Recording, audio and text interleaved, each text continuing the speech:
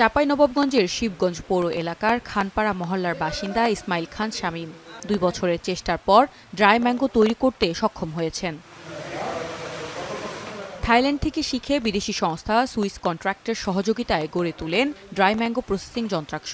এখন আশিনা আম দিয়ে দিনে 1 মনের বেশি ড্রাই ম্যাঙ্গো তৈরি করেন তিনি, গুণে মানে যা থাইল্যান্ডের ড্রাই ম্যাঙ্গোর মতোই। এটা আশিনা কোনো কথা না, আমরা যে কোনো আম থেকে এর আগে ফজলি দিয়েও বানিয়েছি, আমি ট্রায়াল করেছি, বাড়ি আম চার দিয়ে করেছি, কাটিমন দিয়ে বানিয়েছি। প্রতিটা আমাদের দেশে যে আমগুলো উৎপাদন হয় প্রতিটা জাতের আম থেকে এই প্রোডাক্টগুলো বানানো সম্ভব। প্রথমে আমগুলোকে কেটে টুকরো টুকরো করা হয়, এরপর ড্রাইং মেশিনে তাপ ও বায়ুপ্রবাহ নিয়ন্ত্রণ প্রক্রিয়ায় শুকিয়ে নেওয়া হয়। এই উদ্যোগে সারা বছর ভোক্তারা পাবেন আমের স্বাদ। বেশ কয়েকবার পরীক্ষামূলক করার পরে এখন মোটামুটি সফল হয়েছি, যেটা আমাদের বর্তমান বাজারে জাত করার মতো উপযুক্ত হয়েছে বলে আমরা মনে করি। ড্রাই ম্যাঙ্গো ফুড তৈরি করার বিষয়ে কাজ করে থাকি, যেমন আম বাছাই করা, আম বাজার থেকে নিয়ে আসা, আম কাটা, বিভিন্ন ধরনের প্রসেস আমি নিজে করে থাকি নিজের হাতে।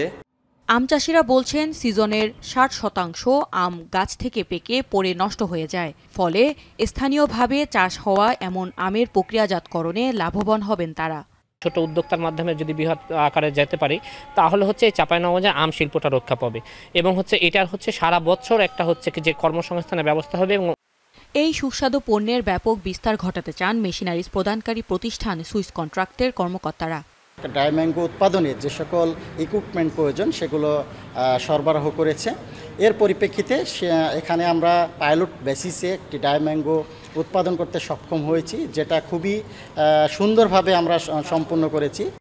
সংশ্লিষ্টরা বলছেন আমের প্রক্রিয়াজাত পণ্যের বিস্তার ঘটানো গেলে বাড়বে কম দামে আমের মূল্য।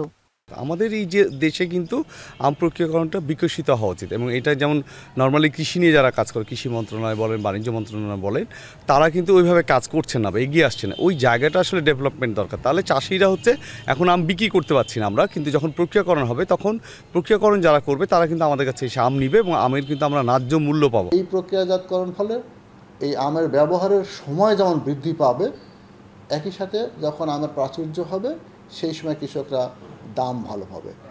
আরেকটা ভালো দিক যে যদি আমরা এই বিদেশে যদি এই প্রসেস ম্যাঙ্গোটা যদি রপ্তানি করতে পারি, সেই হিসেবে আমাদের আমের বাণিজ্যটা আরও বৃদ্ধি পাবে বলে আমি মনে করি। জেলার ড্রাই ম্যাঙ্গো কোনো একদিন দেশের গণ্ডি পেরিয়ে বিশ্ববাজারে জায়গা করে নেবে, এমনটাই আশা এখানকার উদ্যোক্তাদের।